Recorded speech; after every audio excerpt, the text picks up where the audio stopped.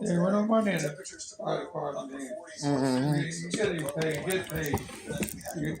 What we did is we did is help the community and all the people around us.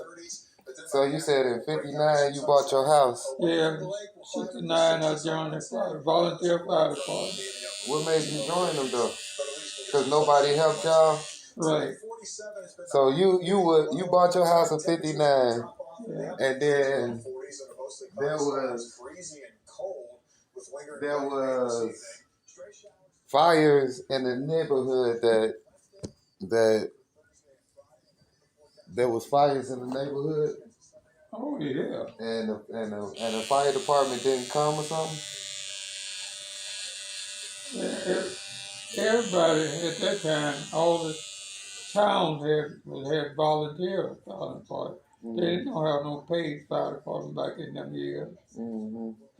So you just decided to join it because, to help the community? Yeah. And then we had,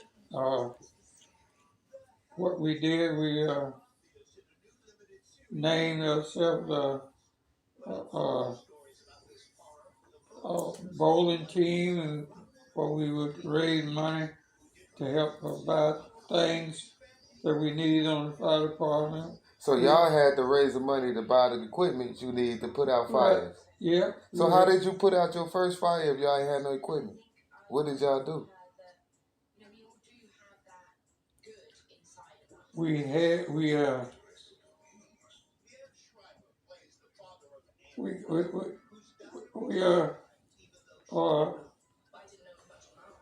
started out just bought enough stuff to put on clothes and hats, and we had to have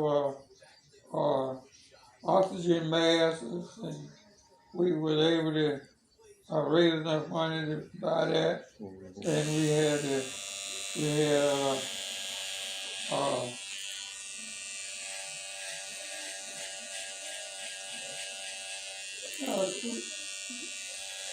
y'all had something. We did certain things and raise a little money to help out for the stuff we need when we fighting a fire. So fighting a fire in 1959 as 1969. In 1969 as a black firefighter. Right. Y'all didn't have a truck or hoses. No, that's all the white folks had that. So how did y'all put out the fire? Y'all couldn't put the fire out. Y'all just had to save people. We started out as the white folks. The white folks had all that. We didn't have nothing. We were just all black firemen didn't have nothing. Oh, we had to go down there and listen to what the white folks tell us to do and do what they said do. If you don't do what they said do, you don't have no say. Back in that day, you didn't have no say on nothing. You did what they said. So y'all volunteered, but the white firefighters still came to all the fires too. Right. Okay, but they y'all run the fires. Y'all couldn't get on the truck with them though. No. Y'all had to make y'all way to the fire. Right. That's crazy. Yeah.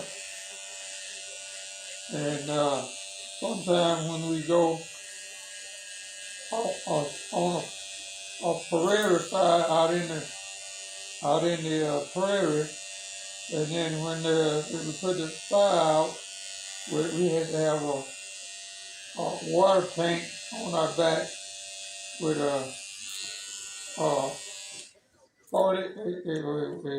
48 pounds with the water and all in it.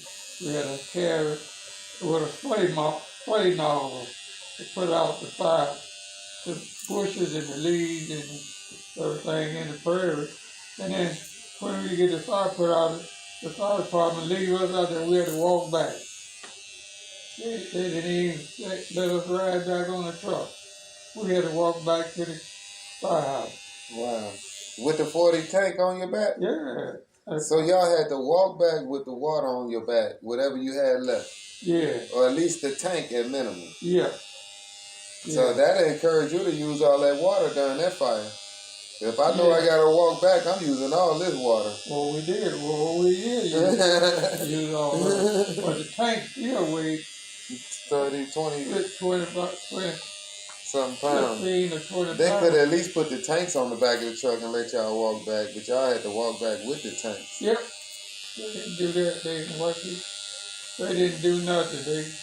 Everything they did was to deter us from being a fire department, being on the fire department. If we wouldn't have it.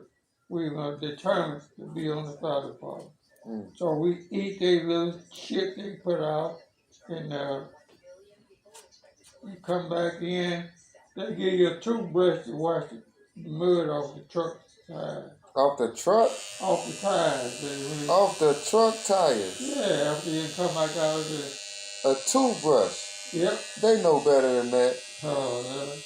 If you want to be on the fire department, you had to do it. You have a lieutenant and a captain and a chief, and whatever they ordered you to do, whichever one ordered you to do it, you had to wait under what they tell you, they gave you the order to do. Either that, or you wait. Or you can kick some rocks. You couldn't be on the fire department. Yep. That's crazy. That's being why the fire department is where it is today.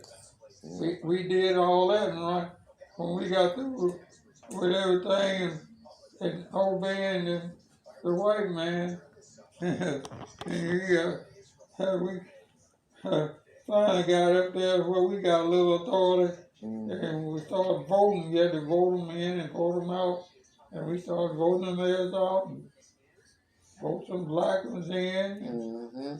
You know, doing what we had to do. A little at a time, we started making changes. Little at a time. Yeah, that's a beautiful thing. Little at a time, we got it up to where it is now. They never get paid to do nothing. So you was a firefighter for how many years?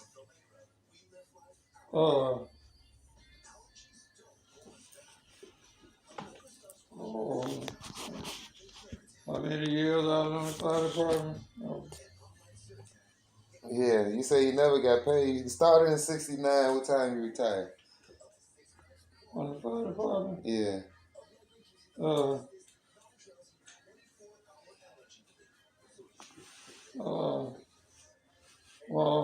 I didn't. When I retired, I had made lieutenant. I was major. Yeah, you was a lieutenant of the first black chapter of the Markham Fire Department. I wasn't the first one. Larry Mallory was the first one. Larry Mallory. And Jesse Lee and Earl White. Yeah, some more guys that was on, but they was I was at my station 1, station 3, when they hadn't even built a station 3 when I first joined the fire department. I had to go to station 1 at the city hall to answer call, and then they had station 2 was at over on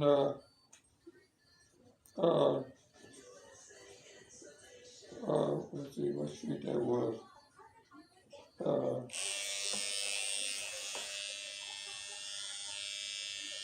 Over there on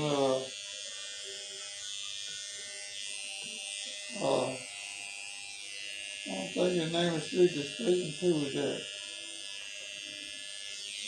Did you like fighting fires? Did you Yeah, I loved it. And I wouldn't send I didn't just get made lieutenant. I had to be in order to make lieutenant, you had to be just being a regular fireman. Then you move up to be you might, and then you want to be a sergeant? Huh? You had to be a sergeant or a paramedic? Well, yeah. Before we got to be paramedic, you had to be able to drive the fire truck and operate all the pumps and everything on the fire truck for everybody to put out the fire at where at the house we go to. Because they dad would donated so much money to help them to be chief, the fire chief and everything. So they. Well, you know that nepotism always been the thing. Yeah. I talked to a firefighter that's working in Markham now, and he said that they know of you and your whole crew, Larry. Yeah, they know. And everybody, they talk about y'all a lot. Yeah. One story goes out about how y'all saved some people's lives. Do you ever talk about the lives you saved? Do you ever see any of the people whose lives you saved, or have you, or do you have any memories of saving somebody? Yeah. Is that I traumatizing? did when I was the EMT. I made EMT, and I worked on the on the fire truck. I mean The ambulance? on the ambulance. I went and answered call. I delivered a baby. I went with my captain. My lieutenant was a white guy, and he wouldn't even deliver the baby. He put me back there. I had to deliver the baby. We was on our way to the hospital. I couldn't cut the cord, but So, because she was black, he didn't want to deliver the baby? I don't know whether that was the reason not. No, he was white. He was white, I was black. He said he didn't want to deliver the baby, though. No, I was at EMS. I was supposed to be the one that could deliver the baby. Okay. He was just the driver. Driver, Okay. and he was the captain, the lieutenant. And So he you was driving delivered some babies? Huh? You deliver babies? Yeah. Mm. Yeah, I delivered a baby, and I saved a man's wife by giving her mouth to mouth when she was in had a when you had to do something to make them uh, start back to breathing. Yeah, She CPR. choked on something. Got out, and I went over to her house, and I started doing CPR on her, and I brought her back and brought her back because she was out.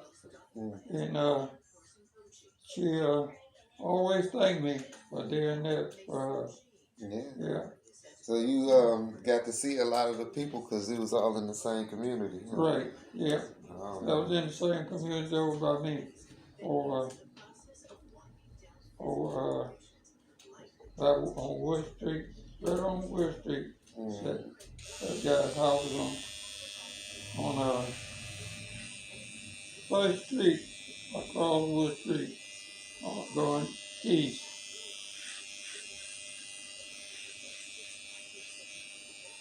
And there's some people I couldn't save.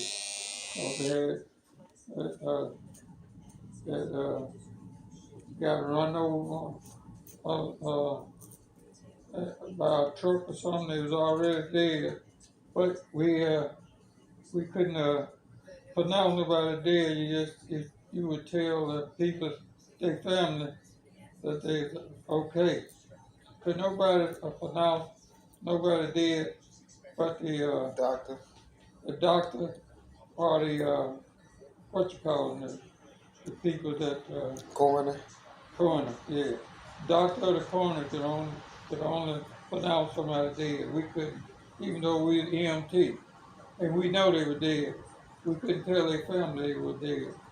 we had to pretend through that they were still alive till the coroner called or the doctor.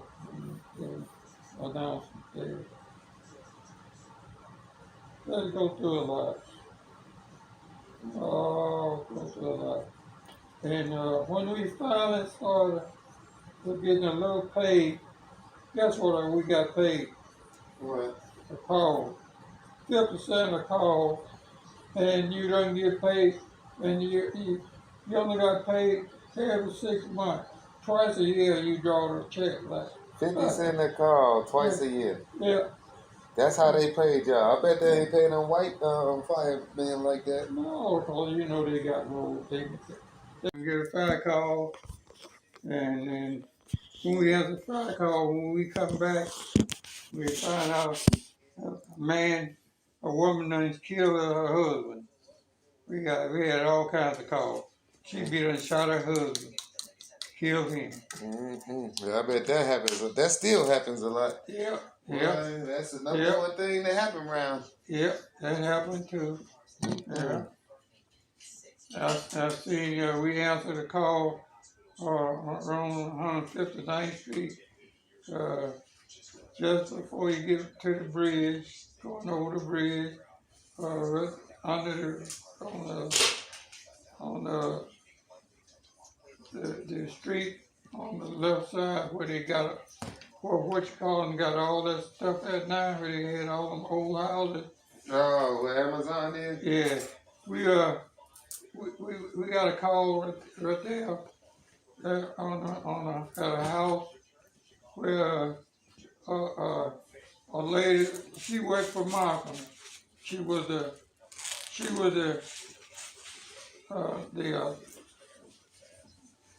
she answered all the calls and sent all the calls out. And her two men got arguing, fussing and fighting. And she told them if they didn't stop, she's gonna kill herself. And she did. She shot them, huh? She shot herself, killed herself. Because two men was arguing? Yeah. Wow, that's a little rough. Oh, I saw all kinds of crazy stuff.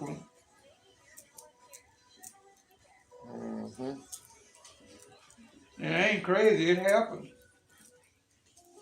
And a lot of times you go in there and old Malcolm, somebody be done killed somebody and drop them off, a dead person. You had to go in there and get them and take them to the morgue.